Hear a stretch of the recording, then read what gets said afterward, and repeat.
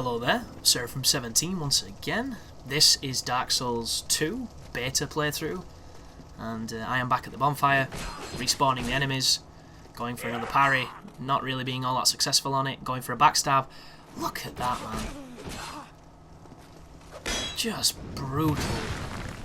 So on one side of this, it's cool that the AI is as cunning as they are, and it's going to make it much more of a challenge to play.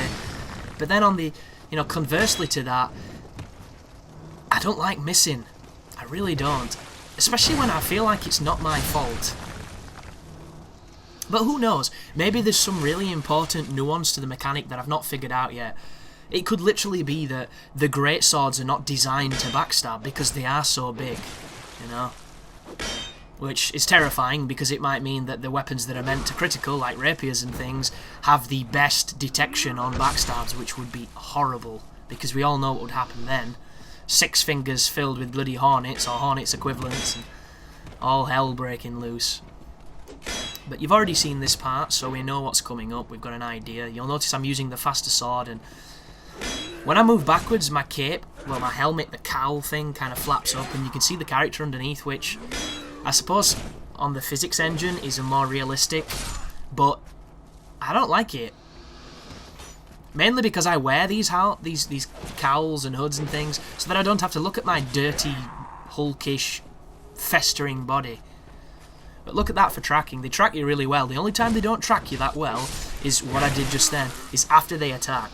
There is a moment during the attack where they don't track at all once they've, gone for, when they really commit for the attack. So after the attack is finished, the tracking is turned off and they're in recovery. And in that moment, you can then try and get the backstab. And even if you think you should miss, because you don't really look like you've got to their back, you can still land the trigger. But fast weapons definitely seem to be the best way to deal with these early guys. Just because they're so quick themselves, and because you can stunlock them as easy as they can stunlock you, the fast one is definitely the better one. There's a two-handed big slam with a club. There is a stunlock to death. I couldn't quite see how many souls that gave me because it vanished really quickly, but just look at the arrows. There'll be none of that stuff that I do in Dark Souls where I dodge them, on sight. There's a failed parry. Nice little evade. Everybody's got the Ornstein bloody evade. They love it. And it's cool that they do it post-attack because the programming obviously knows that that's how people used to play Dark Souls, so they've put that in to try and alleviate that repetition of just waiting for them to bounce off your shield and then attacking them. Which I think is really cool because it's going to mix player strategy up, and that's exactly what it needed. So there's a life gem. It's already been well documented how much they threw the life gems at you in this, and it's true they did. Which I don't think they'll be so courteous in the main game. Ooh. So that's interesting too, and I'm not entirely sure I understand it just yet. You'll notice I did the thrust with the Zweihander, the two-handed poke thrust thing. That means that they've just spawned. Did you see it? Little red shimmer means his buddy's already here, so I run past him. Sometimes the Zwei does the poke, other times it does the slam, and I couldn't tell why. I don't know if it was because I was holding the analog towards the enemy or I wasn't holding the analog. I couldn't tell you at all what it was. But it seems that the moveset is perhaps a little bit more deliberate. Like maybe I held Y a little bit too long when I was going to two-hand and I moved into a unique stance with the weapon. I honestly couldn't tell you guys, but it did different moves and I don't know why. So I'm so curious to get in there and figure this stuff out and share it so that you don't have to. And that you can be empowered and kick some ass immediately. But just know, these things are beyond dangerous. Beyond dangerous. Almost as dangerous as that really poor roll. So, I aggro him, and I lure him over here because this is a better place to fight. For me anyway, because it means I can roll comfortably without going off the edge. He can fight you anywhere and he's just as effective. So I try to bait the attack, it doesn't work, I still get clipped, it takes off a good 40% of my life. So the obligatory Estus Flask, and is he running? Oh no, he's not running. And he's doing the Havel backstep. First seen by Michael Jackson in the early 80s, and then later by everybody since then. But I wanted to bait him, and you need to be careful because you see how he only did one swing? If you go too close after this initial swing, he'll follow it up with a second. And you'll notice I'm using the distance hit of the Zwei, this big hit here. Because I don't want to give him the space to follow up, because he will kill me. And then I manage to backstab him and kill him. But watch what he drops as I do that terrible shrug emote. You see that? 3 times cracked red eye orbs. That is a good thing. It might just be in the beta, it might not be in the final game at all, but enemies dropping invading tools is good for anybody who likes to PvP. So that is 2 thumbs up from this player. I was really happy to see that. And what you're going to see here is you're going to see... Was that a spawn or was he just chilling? I can't tell. So, look at that though, it's so fast. And you can actually see him on the screen, but the game is so dark. And you might be wondering, well, why didn't you turn the brightness up, Chris, like you do on Dark Souls? I did, guys. This is as bright as it gets. You know, I'm not a fan at all of the darkness, which is why I'm so happy to see those sunny days and those really bright fields. Because if everything looked like this, I'd be a little bummed. But look at that, two-handed at the tip of the poke. That is a dangerous move.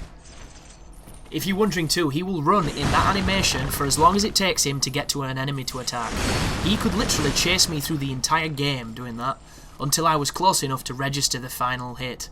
It's wicked dangerous. And it's hilarious to watch, because he just kind of looked like a fat dude with a trombone who's, you know, on one roller skate and trying not to fall over. But same strategy as before, I try and pull him up to the grass up here, so that I can take him on. There it comes, watch, look at him. He will do that for as long as necessary before he hits you.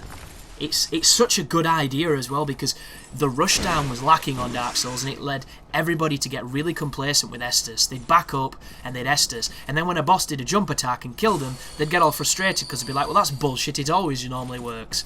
In this game, it doesn't work. You have to get some serious distance or you'll just get rushed down like this. Look at this! Goodness me! There you go, 2 hits. 90% of my life, but I'm alive. And I quite like the shield I'm using too. It looks nice. Although the middle of the pattern kind of looks like a smiley face, which, now that I've seen it, I'll never be able to unsee it. God damn it. So I just look like some random idiot who's wearing drug paraphernalia. So there's the running attack. Wicked recovery time on that. I didn't try to toggle to see if I could cancel the animation. Shame on me. But oh, I did then, did you see? I did! Wow, that's bizarre. That's one of those moments where I probably thought of it just then, and then did it that second time to see if it worked. I should really slow that down to see if it has any effect. Because I hope it does, because that's what I wanted toggling to be on Dark Souls. Like, I used to watch PvP of spades and people toggling a lot with the weapons after attacks. And it looks really cool, but it doesn't really mitigate any of the recovery frames at all. And I tried it a lot in PvP because I tried to get really good at it, and you know, especially on weapons that had really long recovery. And sometimes I suppose you do recover a little bit faster, but I wanted it to be really fast. I wanted it to be a skill that if you learnt it, you were so much more lethal and you had such a diverse attacks of 2 different weapons, it could change PvP. And it didn't. And I was sad about that, so hang on a second, that's lit. Maybe that was lit before. There's my souls. There's the switch. And this is a dead end. And that skeleton's wearing a helmet. Which I wonder if it's for armor purposes. Then again, if you've got a necromancer nearby, why would you? Oh, that's a really important thing there. Did you see what just happened? He smacked me when I was trying to pull the lever. Took me out of the animation. I don't like it. Watch how long this takes. Watch this. Who the hell takes that long to pull a lever? That is not cool. Not cool at all, Dark Souls 2. Shame on you. I love that cheeky poke.